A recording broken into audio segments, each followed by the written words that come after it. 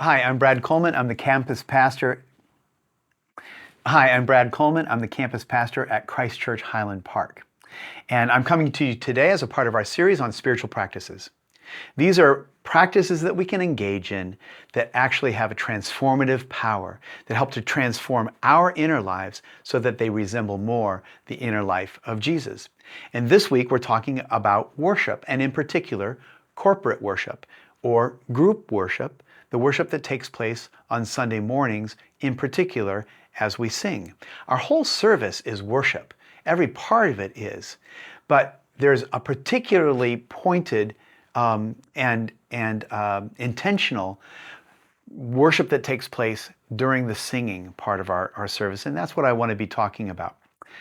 I love to grill, and one of the most important key elements in grilling well is marinating your meat.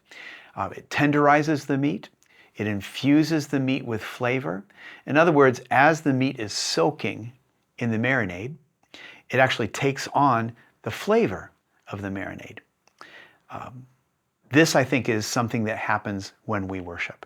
Worship is a soaking or a marinating experience. Every week I remind our worship team, as I'm preparing them to lead worship at Christ Church Highland Park, that there are a lot of things that we're going to be thinking about as a worship team. We're going to be thinking about chords and rhythms and harmonies and melodies and making sure we're singing in pitch or that we're playing the right parts. But these are not the primary things that we're doing. The primary thing that we're doing is facilitating an experience of God's presence among God's people, that the congregation would actually be able to experience and soak in the presence of God for that period of time. And we're facilitating that. So worship is really a way for us to marinate and soak in God's presence. The idea being that as we soak in that marinade of God's presence, we'll take on the flavor of God. Our heart will be tenderized, our heart will be softened, and we'll begin to take on the flavor and be infused with the flavor of the marinade that we're soaking in, which is God's presence. I love this passage in 2 Corinthians chapter 2.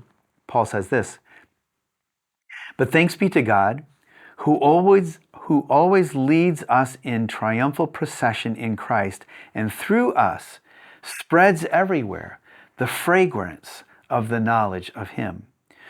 For we are to God the aroma of Christ among those who are being saved and among those who are perishing.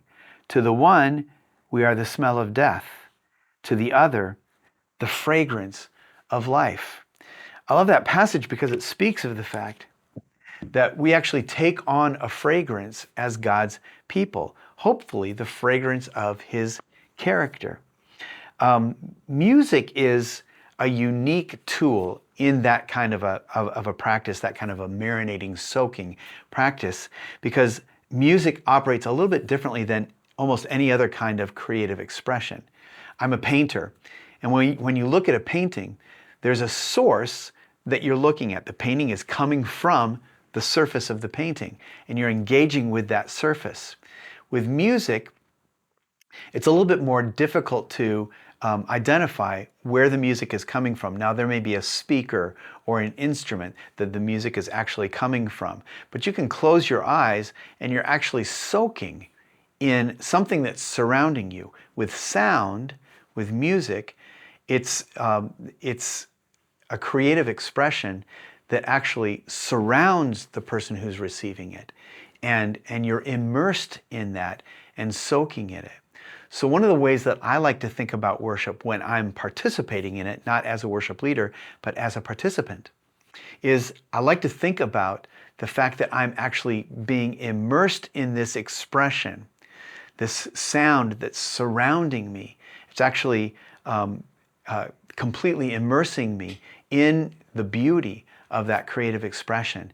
And so music, singing, and worship through song can become an experience and a practice that is a marinating and soaking practice, actually soaking in the presence and character of God as we're singing these expressions. So I hope that helps as you think about the way that we worship together as a congregation and what's actually happening on a Sunday morning.